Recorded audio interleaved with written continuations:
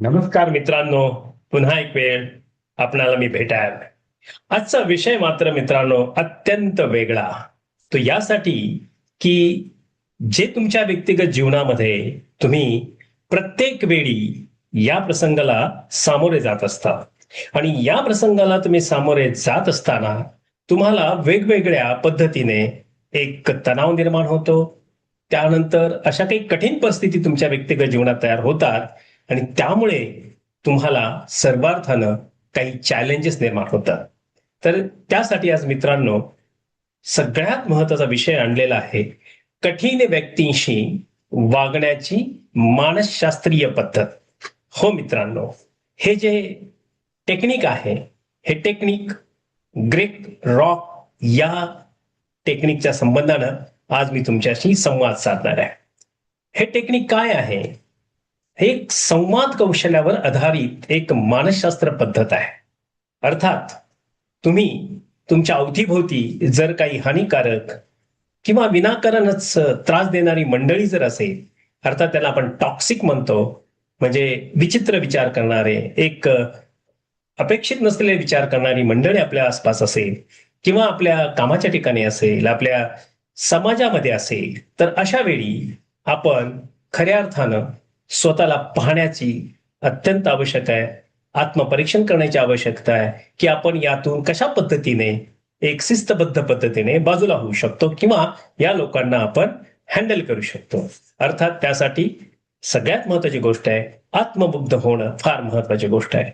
तुम्हाला स्वतःला नियंत्रण प्रिय असणं अत्यंत आवश्यक आहे आणि सतत चोखे वाद निर्माण करणारी माणसं आपल्या अवतीभोवती असतात, विनाकारण तुम्हाला मानसिक त्रास देणारी माणसं जी असतात, तर त्या व्यक्तीशी व्यवहार करताना कशा पद्धतीनं आपण वागायचं, हे उद्योजक असतील, सहकारी असतील, अधिकारी असतील किंवा घरातले लोक असतील किंवा समाजातले लोक असतील, त्या सर्वांसाठी हा एक उत्तम पद्धतीचं तंत्र आज मी तुम्हाला शेअर करत आहे.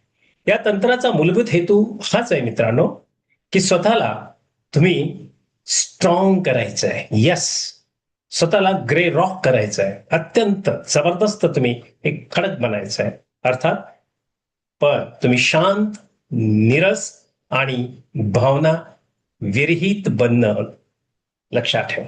तिथे तुमच्या भावनांना संधी नाही द्यायची, तिथे शांत राहायचं, थोडक्यात भावना शून्य व्हायचं. अर्थात तुम्ही स्वतःला ते बनवायचं आहे.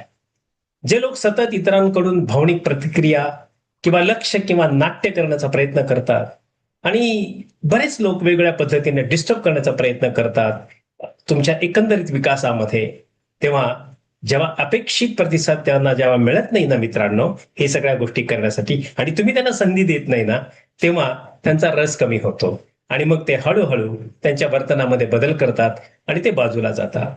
ते त्रास देण्याचा प्रयत्न कमी करतात. मग म्हणून यालाच म्हणतात ग्रे रॉक तंत्र.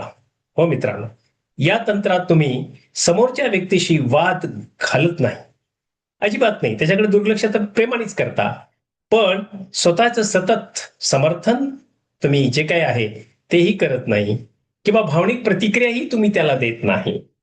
तेव्हा तुम्ही शांत, थोडक्यात तटस्थ पद्धतीने उत्तर देता. उदाहरणार्थ, जर समजा तुम्ही एखादी व्यक्ती अशी आहे की मनखेळ करणारी व्यक्ती आहे, सतत आपल्या मनानं काहीतरी चाळे करणारी व्यक्ती आहे किंवा अडचणी निर्माण करणारी व्यक्ती आहे, तेव्हा लक्षात ठेवा, तुमच्याकडून नेहमी चुका का होतात असं म्हणणारे काही लोक आसपास आपल्या असतात. त्यांना काही अधिकार नसतो, पण ते असतात, ते बोलत असतात. तेव्हा लक्षात घ्या, इथे तुम्ही त्यांना भावनिक प्रतिक्रिया अजिबात द्यायची नाही. हे चुकीचं आहे, मी इतरांपेक्षा जास्त मेहनत करतो, या पद्धतीनं ते लोक तुम्हाला सांगू इच्छितील. पण लक्षात ठेवा, इथे तुमचं मत खऱ्या अर्थानं काय, तुमचं मत समजतं, काय समजतं, की तुम्ही शांत राहायचं, इथे कुठलीही प्रतिक्रिया द्यायची नाही आणि कुठल्याही पद्धतीने तो चुकीचा आहे, तो बरोबर आहे, त्याला इग्नोर करा आणि त्याला टाळा, अगदी सोप्या भाषेत. म्हणून कदाचित असं पण होतं, मीटिंगच्या वेळी, मीटिंगमध्ये तुम्ही नेमकं काय झालंय ते सगळं सांगा, अशी काही म्हणणारी लोक असतात. मग त्यावेळी तुम्ही काय करायचं आहे, मीटिंग नियोजनानुसार सुरू झाली अर्थात, त्यामुळे तुम्ही अत्यंत नम्रपणे, शांतपणे त्यामध्ये राहायचं. भावनिक प्रतिक्रिया काही द्यायची नाही. तुम्ही विनाकारण कुठलीही माहिती कोणाला द्यायची नाही. जे हजर आहेत त्या मीटिंगमध्ये त्यांना ते कळेल, जे घरामध्ये हजर आहेत त्यांना ते कळेल, जिथे तुम्ही काय ऍक्टिव्हिटी करत असाल तिथे त्या माणसाला कळेल. जास्त माहिती देण्याची विनाकारण कोणालाच गरज नाही. आणि मग या ग्रेक रॉक तंत्राचं मुख्य तत्व काय? भावनिक दृष्ट्या तटस्थ राहणे. बघा, तुम्ही तुमच्या व्यवसायामध्ये तुम्हाला असे प्रसंग येत असतील आणि त्यावेळी तुम्हाला सगळ्यात महत्वाचं आहे तटस्थ राहण्याची भूमिका फार मोठ्या प्रमाणामध्ये बजवावी लागते. राग आला, निराशा, उत्साह किंवा बऱ्याच वेळा तुम्हाला फ्रस्ट्रेशन येतं, तेव्हा बचावात्मक भावना व्यक्त करणे तुम्ही कायम टाळा. अजिबात नाही. कशासाठी बचावात्मक भावना तिथे तुम्ही व्यक्त करायचे त्या टाळून टाका. काही द्यायची गरज नाही. शांत राहा, तटस्थ राहा. अर्थात फक्त आवश्यक तेवढीच माहिती द्या. जी गरज आहे ठीक आहे, आवश्यक, त्याच्यापेक्षा पुढची माहिती द्यायची नाही. आणि त्याच्यामध्ये जर काही ऍड करण्याचा प्रयत्न केला कोणी तरी नो रिॲक्शन, शांत राहणे. व्यक्तिगत माहिती तुमची कमी द्या, कारण गरज नाही. तुम्ही कोण आहे, काय आहे, कामाशी मतलब आहे तेवढ्या पुरतच तुम्ही त्या पद्धतीने व्यवहारात्मक बोला. आणि तुमच्या भावना, योजना किंवा खाजगी माहिती कधीही शेअर करू नका, ते टाळा. कारण काही गरज नाही ना. कामाशी मतलब आहे, कामाशी बोला. व्यक्तिगत जीवनाबद्दल कधी कोणाला बोलायचं नाही, काही कारण नाही. कारण तुम्ही त्यांच्याशी त्या पद्धतीने कनेक्ट नसता, म्हणजे व्यवहाराशी कनेक्ट असतात. तर त्या व्यवहारानं, उद्योजकानं त्याच पद्धतीने जिथे कुठे तुम्ही व्यवहारानं कनेक्ट असाल तर व्यवहारानं, जिथे जिव्हाळ्याने कनेक्ट आहे तिथे जिव्हाळा असतोच. तिथे मात्र या ग्रे रॉक टेक्निकचा वापर नाही करायचा. पण तिथेही कधी कधी तुम्हाला याचा फायदा होईल की तिथं तटस्थ राहायचं. कारण काय होतं, प्रत्येकाच्या भावना वेगळ्या असतात, प्रत्येकाचे विचार वेगळे असतात, प्रसंग वेगळा असतो. सतत स्पष्टीकरण देत बसायचं नाही कोणाला, कारण नाही ना. तुम्ही तुमचं काम करत आहात, तुम्ही तुमचं परफॉर्मन्स देत आहात, तुम्ही तुमच्या पद्धतीने करत आहात, तर कशासाठी तुमचं काम दिसतंच ना, राईट? म्हणून जास्त स्पष्टीकरण दिल्यास समोरच्या व्यक्तीला संवादापुढे वाढवण्याची संधी मिळते. म्हणून संधी नाही द्यायची, तिथल्या तिथेच थँक्यू म्हणायचं. आणि व्यावसायिकता जपा, सगळ्यात प्रोफेशनलिझम जपा. विशेषतः कामाच्या ठिकाणी आणि कौटुंबिक संबंधामध्ये शांत आणि आदरयुक्त वर्तन ठेवा, की जेणेकरून तुम्हाला लोक त्या पद्धतीने आदर आणि सन्मान देतील. म्हणून ग्रे रॉक तंत्र इतके उपयोगी ठरते आणि त्यामुळे आत्ममुग्ध होऊन व्यक्तीशी व्यवहार करताना तुम्हाला सहज सोपं पडतं. कार्यस्थळी होणाऱ्या छळवणुकीपासून तुम्ही, वर्कप्लेस जे बुलिंग असतं त्यापासून तुम्ही बाजूला जाता, त्याला काही जायची गरज नाहीये. आणि जे विनाकारण कौटुंबिक सदस्यांशी वागताना किंवा इतरत्र कामाच्या ठिकाणी सुद्धा वागताना तुम्ही या लोकांपासून आपोआपच दूर राहता. सतत वाद निर्माण करणाऱ्या लोकांपासून तुम्ही दूर राहणे अत्यंत महत्वाचे. मग ते नातेसंबंध असतील किंवा कामाच्या ठिकाणी असतील. कार्यालयीन राजकारण असतं, गोसिप टाळतात. काही लोक गोसिप करता पाठीमागे काहीतरी चुकीचं बोलतात. अशा लोकांपासूनही तुम्ही दूर राहायचं. मानसिक आणि भावनिक ऊर्जा तुमची जपली जाते. म्हणून मित्रांनो, तुमचा मानसिक थकवा कमी होतो. तुम्ही मनोवैद्यिक दृष्ट्या अत्यंत सुंदरपणे तुम्हाला चांगल्या गोष्टी करण्यासाठी उत्तम पद्धतीचा वेळ मिळतो आणि आत्मनियंत्रण तुमचं वाढतं आणि वादाचं प्रमाण कमी होतं. भावनिक ऊर्जा जास्त. थोडक्यात काय, की सर्वार्थानं तुम्ही आणि मी जेव्हा कार्य करतो, यासाठीच मित्रांनो, की काही या गोष्टींच्या मर्यादा आपल्याला लक्षात येतात. आणि खऱ्या अर्थानं हे ग्रे रॉक तंत्र जे आहे ते प्रत्येक परिस्थितीसाठी योग्य असेलच असं नाही. तुम्हाला परिस्थितीप्रमाणे काय करावं लागतं, तंत्र मर्यादित तुम्हाला खऱ्या अर्थानं वापरायचं आहे. छळ किंवा अत्याचार वाढत असतील तर त्यावेळी तुम्हाला त्या पद्धतीने गोष्टी स्पष्ट बोलल्या पाहिजेत किंवा तोंडावर त्या गोष्टी आहेत त्या सांगितल्या पाहिजे, म्हणजे उत्पादकता वाढते.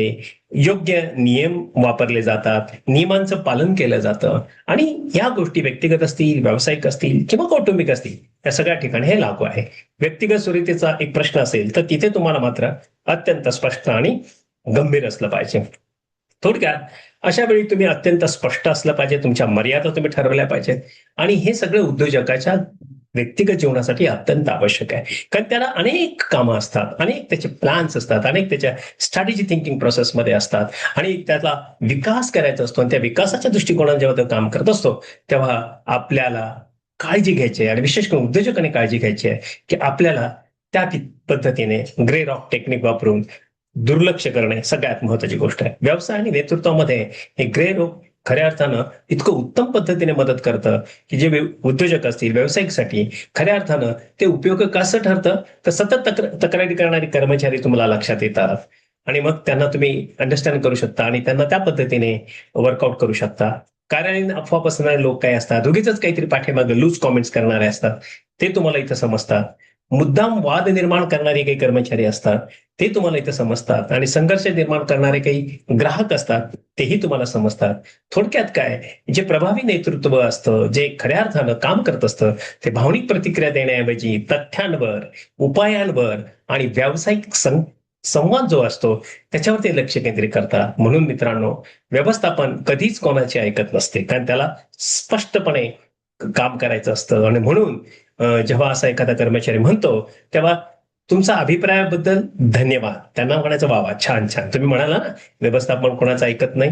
हो, कारण का, व्यवस्थापन हे नियमानुसार चालतं. म्हणून प्रक्रिया सुधारण्यासाठी तुमच्या ठोस सूचना काय आहेत हे त्याला विचारायचं. आणि मग व्यवस्थापक म्हणून आपण वाद न घालता किंवा बचावात्मक न होता चर्चेला उपायाकडे वळवायचं, म्हणजे उपायाकडे, सोल्युशनकडे वळवायचं. अर्थात तुम्ही सांगा मग काय करायला पाहिजे. आणि मग काय होतं की आपल्याला या क्रिक रॉक तंत्राचा उपयोग थंड आणि निष्क्रिय होणे नाही, खऱ्या अर्थानं त्यांना थंड आणि निष्क्रिय करणे हे पण नाही, उलट सजगता ती निर्माण होते, प्रामाणिकपणा एक निर्माण होतो आणि एक सुंदर नातेसंबंध तयार होतात आणि एक चांगली भावनिक ऊर्जा खऱ्या अर्थानं आसपास निर्माण होते. म्हणून प्रत्येक संघर्षात प्रतिक्रिया देणे आवश्यक नसते.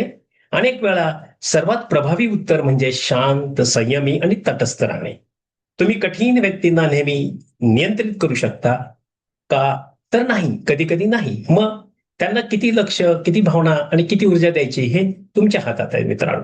त्यामुळे तुम्ही ठरवायचंय की कोणाला कशा पद्धतीने ट्रीट करायचंय. मला विश्वास आहे की आजचा विचार हा तुम्हाला आवडेल, कारण हा प्रॅक्टिकल पर्स्पेक्टिव्ह मधून विचार आहे. ग्रेक रॉक टेक्निकमध्ये तुम्हाला खऱ्या अर्थानं संयमी होता येतं आणि आपल्या भावनांवरती नियंत्रण करता येतं. तर काय मित्रांनो, हा विचार तुम्ही प्रॅक्टिकली आणा. आणि हे प्रॅक्टिकली आणल्याशिवाय, म्हणजे माझ्या प्रत्येक व्हिडिओ प्रॅक्टिकली तुम्ही वापरल्याशिवाय तुम्हाला त्याचा अनुभव घेत आहे. धन्यवाद, तुम्ही ऐकत आहात. आणि मला विश्वास आहे की तुम्ही त्या पद्धतीने, तुम्ही सर्वार्थानं हा व्हिडिओ तुम्ही उत्तम पद्धतीने ऐकत आहात. आणि मला विश्वास आहे की तुम्ही शेअर करत आहात, लाईक करत आहात, सबस्क्राईब केलेलंच असेल आणि ज्यांनी केलं नसेल त्यांनी ते करावं. धन्यवाद मित्रांनो. पुन्हा एकदा भेटण्यासाठी मला निश्चित आवडेल.